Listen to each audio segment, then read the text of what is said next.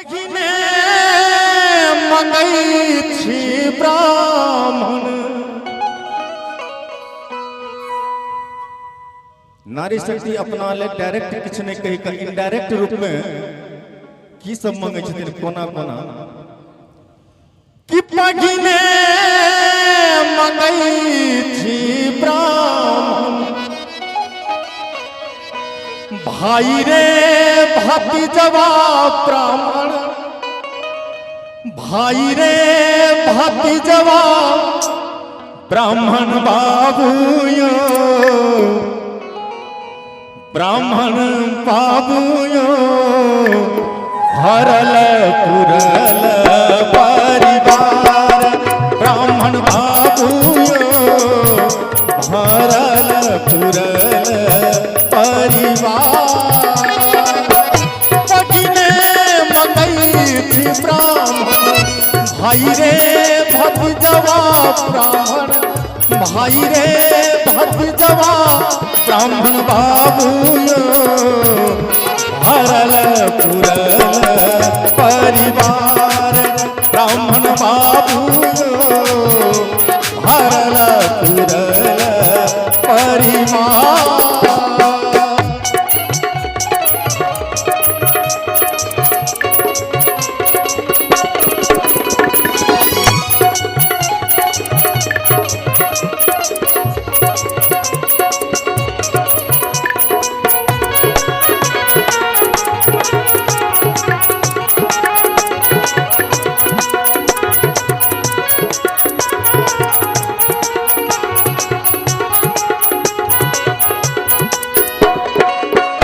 दोसरे मंगई थी ब्राह्मण, दोसरे मंगई थी ब्राह्मण। सासुरे ससुरवा ब्राह्मण, सासुरे ससुरवा ब्राह्मण बाबूयो, ब्राह्मण बाबूयो अवधपुरी सन ससुरार। ब्राह्मण बाबूयो अवधपुरी सन ससुरार।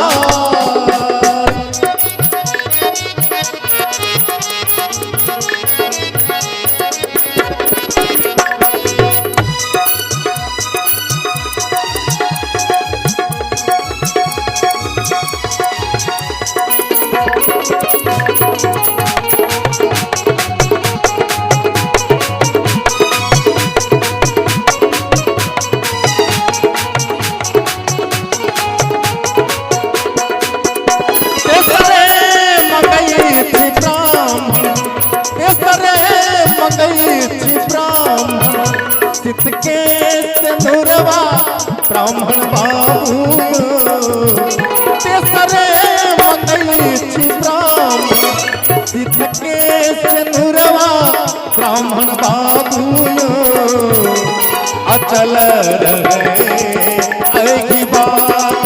ब्राह्मण बाबूयो अचल रहे ऐसी बात।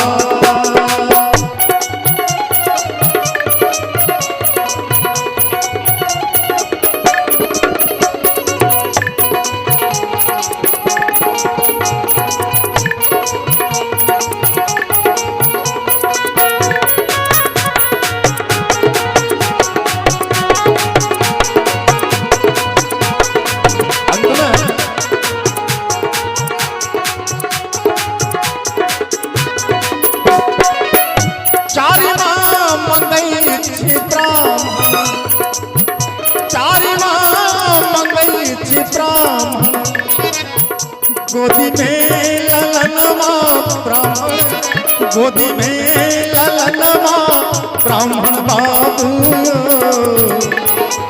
ब्राह्मण बाबूयो दादा नकुल का श्रृंगार। ब्राह्मण बाबूयो दादा नकुल का श्रृंगार। ब्राह्मण बाबूयो हरल पुरल परिवार। ब्राह्मण बाबूयो हरल पुरल परिवार। ब्राह्मण बाबूयो हमारा